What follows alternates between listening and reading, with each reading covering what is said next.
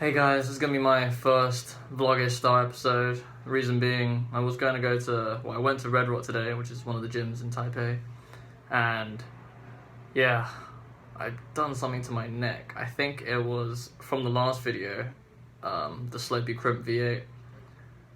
After I finished that, we were making up some other routes, and I was doing some pogoing on this pretty hard move, and I fell and I think I whiplashed my neck a bit, where your neck just kind of goes back like this. And it didn't feel too bad at the time, but as soon as I went to Red Rock today, so this is 2 days later, it felt a little bit funny, so I was like foam rolling it and stretching it out, and it just got worse. So as you can see here, I got my hood up, kind of, and I've got my ice pack. So I'm gonna go see the physio tomorrow, maybe get it worked out with some massage, which I usually do if I get, injured at all in any kind of way. So inflammation, or if I pull something, just to get it checked out. So yeah, I definitely recommend that if stuff does happen to you, just go see the physio, get it checked out. Don't just, not all the time. I mean, some of the time it heals itself, but not all the time. So it's always better to be safe than sorry. I've already recorded another video about strength versus technique. Probably put that out tomorrow, since I don't have any other footage to put out, which I was going to record some today, but yeah, I mean, after doing some easy warm-ups, I just felt terrible. So yeah, that was a quick update. Probably going to be doing more vlogish style stuff with opinion pieces and just talking about, climbing in general and my opinions about it. And so I hope you enjoy that kind of stuff too. So I also wanted to talk a little bit about a more general topic of injuries. Since today I got a little bit injured, and everyone will get injured throughout their climbing career. It's definitely not a matter about if, it's a matter of when. So you need to be prepared mentally, and also have an idea of what you're going to do if and when you get injured. And I have quite a few opinions about this, because I've been injured. I've had a minor rotator cuff tear. I've injured my wrists. I've had minor golfer's elbow, as well as some minor finger inflammation, which I'm dealing with right now. I'm taping my fingers right now. And it's really important that you have an idea of how to treat various kinds of injuries and how to deal with them. One of the best books I think everyone should own, this book, is by Dave McLeod, the Make or Break.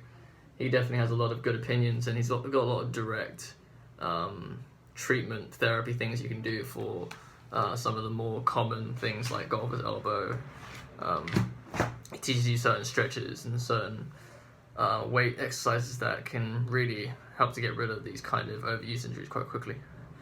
But I think one of the more common things the more harder things to deal with is when you get, acute injuries, tears and whatnot. Like, for instance, my rotator cuff, I had a little bit of a tear in it, and I basically healed by resting, and I re-injured it 3 months later. And a lot of people are like that. They have an injury, and then they rest, and 2 or 3 months later they're injured again, the same spot. And it's not because it hasn't healed. It has healed, but the same reason they got injured the first time is the same reason they got injured the second time and the third time. And I re-injured my rotator cuff probably 2 or 3 times before I really kind of smartened up and realized I need to deal with this in a certain way. And the reason why my rotator cuff is injured is because of movement patterns that are, incorrect.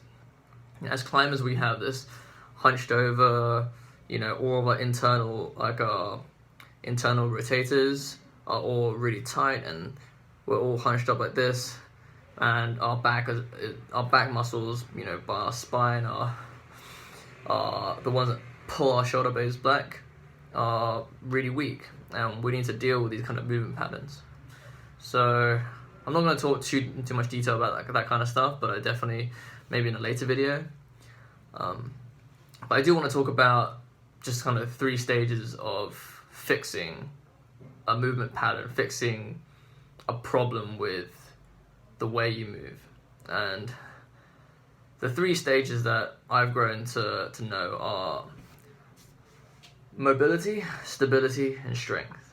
And it's a linear pattern that you need to deal with, and you can't have one before the other, basically. So you start off with mobility, and once you're mobile, once you've got some flexibility there, then you work on stability.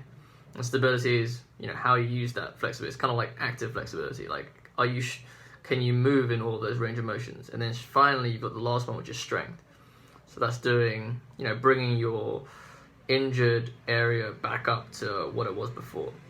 Now, actually, this doesn't necessarily have to be talking about injury. This is just talking about maybe a weak area. Like, for instance, my rotator cuff. The problem I was having is because I'm too hunched over and I'm all, inflexible in my thoracic spine, my upper spine. And because of that, I don't have the mobility. And because I don't have the mobility, I don't have the stability. And because I don't have the stability, I can't be strong there either. So you can't have one without the other. And it goes all the way up. And right now I've got a little bit more mobility, so it means I've got a little bit more stability, but I'm definitely not strong in these kind of shoulder positions still. And I still kind of avoid these even today. And I talked a little bit about it because I did that Gaston move in a different video.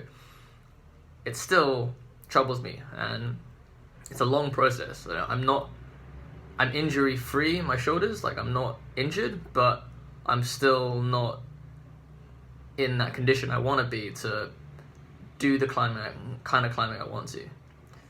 So yeah, I think I'm not going to ramble too long about this kind of topic. I just wanted to talk a little bit about my opinion about how you deal with these kind of things. Everything takes work, and you need to work through these injuries slowly, and just because you don't feel any pain doesn't mean you don't have a problem. So if you ever get injured, or if you feel something weird, I would definitely get it checked out and think about, maybe talk to a physiotherapist about, what your posture's like. Posture is super important, and posture, it's not just how you sit, stand up, sit up straight in a chair. Like, that's part of it, but you can take posture into climbing as well, and there's definitely positions that are more and less mechanically advantageous for your body, but may not be as good for your body. For instance, the sagging into your shoulders kind of thing. Climbers do this a lot when resting, and some people just climb entirely like this, where their shoulders are always up, when you should be doing a little bit of more packing your shoulders a bit down, so you protect your ligaments, your hanging on your muscles and not your ligaments. And that's not to say that you can't sag into your shoulders sometimes. Like, you want to be able to stretch out your muscles here as well, and you can use that if you're on doing a tough route. But just being aware of like these kind of movement patterns is important. Anyway, I won't ramble on too long about this kind of stuff, but if you guys enjoy this kind of material, please comment, like, subscribe, and I'll definitely want to talk more about it in more detail in different topics. See ya.